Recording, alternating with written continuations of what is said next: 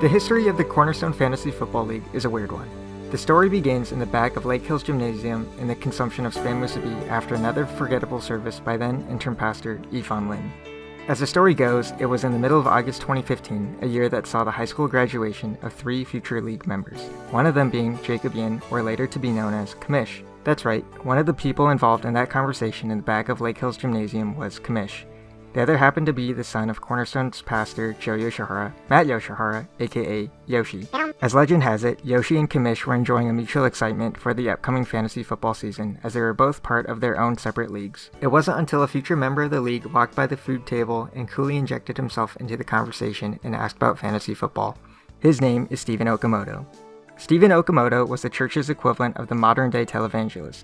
So, what does the introduction of Stephen mean for the formation of Cornerstone Fantasy Football League?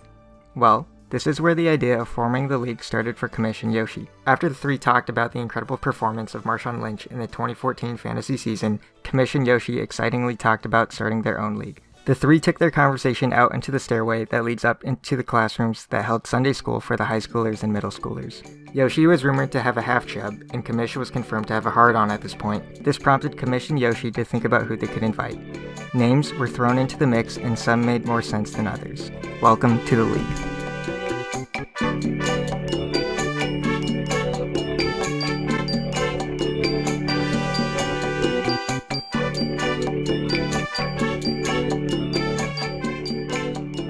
Brad Chu was always considered to be a sports fanatic. His passion for physical activity that often involved balls started at a young age. When he was young, he played basketball, and by all accounts, he was pretty good at it. As he got older, his jump shot worsened, but found that he could throw a pigskin over the mountains. What the heck are you doing? Thus, football became the primary ball involving physical activity that interested him. This meant for Kamish and Yoshi that Brad was getting the first invite. The conversation between Brad and the then two-man committee went similarly to how a guy who has his own nicknames for fast food items orders at taco time. Short and to the point with some phrases and words that without context doesn't make sense. But luckily, fantasy football was all the context needed to get a yes from Brad. With the momentum on their side and Ifan's uncompromising message from earlier that day to practice evangelism, the mission bells rung loudly in the back of Kamish's and Yoshi's partially smooth brains. Yoshi thought that since Steven asked about fantasy earlier that day, it would make sense to ask him if he would like to join the league. Steven was wearing Locals branded flip-flops and had a haircut that was an ode to 2010's era Hillsong United. It didn't take long for Steven to hop on board, as he was, after all, a big fan of scoring TDs in Madden. As Yoshi was evangelizing to Steven, Kamish went to find a triple threat in the form of Grant Suyama, Ryan Wong, and Darren Hoy. The three were often found crowded in between the food table and the coffee stand where some moms would volunteer to make coffee after service, such as Patty Chu and Betsy Suyama. Grant was well known around the video game community. He was always a natural on the controller, and he would eventually take his talents to the University of Washington and place as high as second at one of the sweatiest games at the time, Smash 4. Grant seemingly enjoyed a good competition, be in video games or poker, and just as fate would have it, he would get to experience a little bit of both of those things in the form of fantasy football. Ryan Wong stood to Grant's right and was showing production line efficacy as he calmly used his left hand to support a paper plate holding room temperature taquitos and used his right hand to transfer those previously frozen Mexican delights into his undefended mouth. When everyone was much younger, Jacob would bring his basketball to church and play pickup games with his friends after Sunday school. The games were intense and hard fought, and people would go to earn nicknames for playstyle, or maybe more accurately because of how their names sounded. For example, Jacob clumsily placed the name Brad after La and birthed LeBrad James. Others included Kevin DeGrant and Jacoby Bryant. This is where Ryan Wong first raised some eyebrows. Ryan is famous for giving himself the nickname of Michael Vick. The nickname he gave himself is off for a few reasons. Firstly, Michael Vick is a quarterback, and secondly, the naming of himself is not far removed from Michael Vick getting arrested for dogfighting. Now what makes this even more peculiar is that Ryan and his family would eventually own a dog and name her Angel.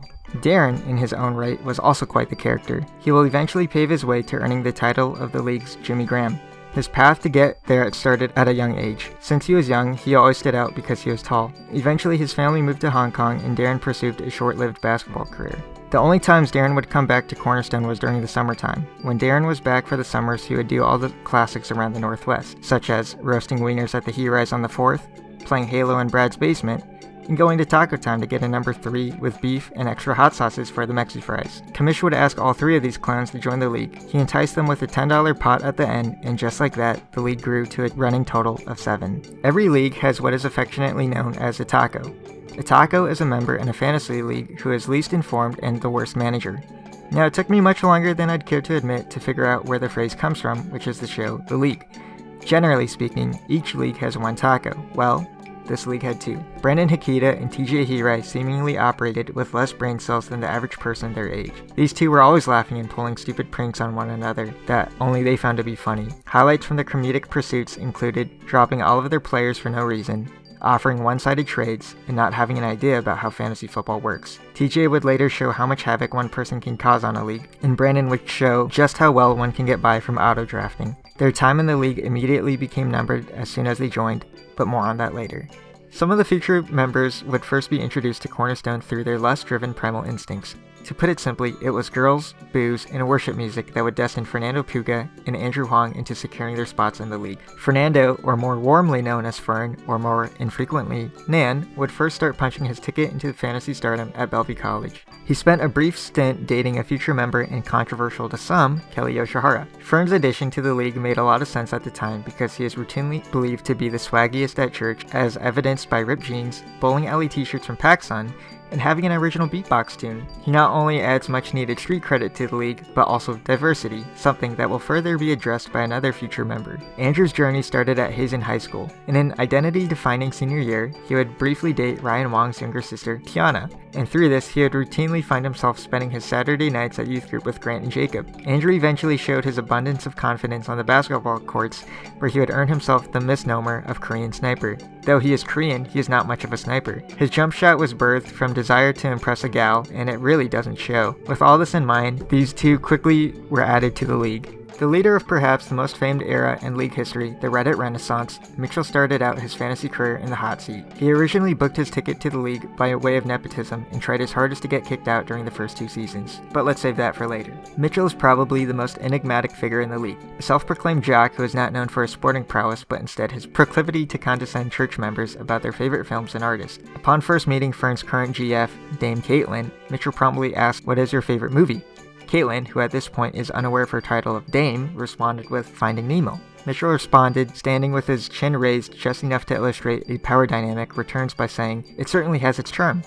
Mitchell is a weird combination of pretension and candor, but it was this combination that will help him pave his way into the league history book.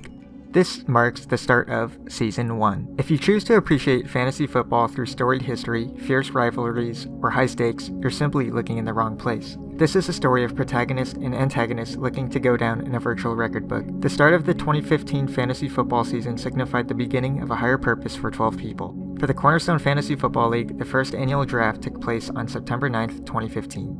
Mitchell Yin was fated to have the number 1 overall pick for what was looking to be a momentous moment in fantasy history. However, Mitchell believed that being an RA was more important than scoring virtual points and was thus forced to rely on players he previously queued. As the clock ticked down to 0, the rest of the league would see which player Mitchell had queued, and it turned out to be none other than Colin Kaepernick. The nature of how the first pick was chosen and who was taken first would serve as an accurate harbinger for how the first season would unfold. Like any story, there are ebbs and flows, and perhaps one of the biggest ebbs would come at the beginning week of the season. Some members found early success in the league, while others seemingly started their hunt for fantasy stardom in their own grave. TJ Hirai, manager of Manhandle, was in desperation mode as his record plummeted to the bottom quarter of the league standings. TJ thought he could salvage his season by first offering trades that he believed to be fair and too good to pass up on for the receiving manager. Manhandle first offered once semi-relevant Detroit running back Joique Bell to Andrew for the electric Antonio Brown. And then just 2 days short later, Manhandle was back at it again with objectively stupid trades. TJ offered a suspended and aging Antonio Gates to Fern for his Gronkowski. These trades first appeared to be funny, but TJ quickly lost his charm with his recurrent shenanigans. It was on October 28th when Steven posted on Facebook highlighting TJ's most thunderously stupid managerial decision. TJ ostensibly self-imploded and dropped all of his players into the free agency. It was here when rookie commissioner Jacob Yin had to make his first difficult call. After a brief deliberation with some of his trusted members, Commish decided that TJ's time in the league had run its course. Now a little more than a month into the season, the infant fantasy league was without a full roster of managers, and doom rained down on the hopes and dreams for the remaining 11 members.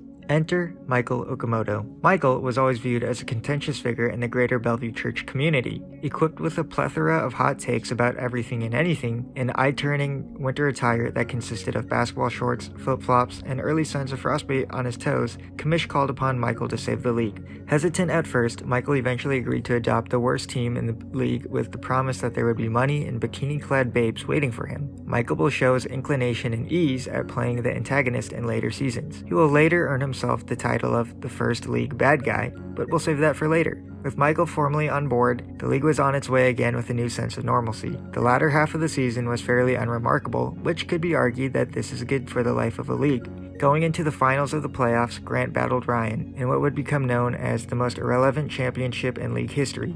Grant would go on to win the championship to the audience of pretty much only himself. The league pot was completely empty, and zero cares were shown. This part of the league's history is akin to Cherokee storytelling in the sense that it is completely reliant on verbal recitation.